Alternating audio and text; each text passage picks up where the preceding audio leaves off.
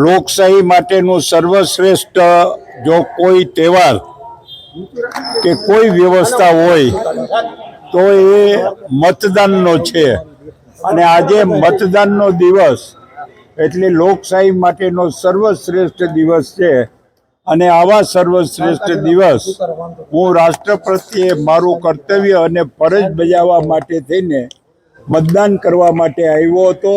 મેં મતદાન કરી લીધું છે। મારા મતદાનથી રાષ્ટ્રને મજબૂત કરવા માટેની સંસ્થાને અને ઉમેદવારને મેં મત આપ્યો છે।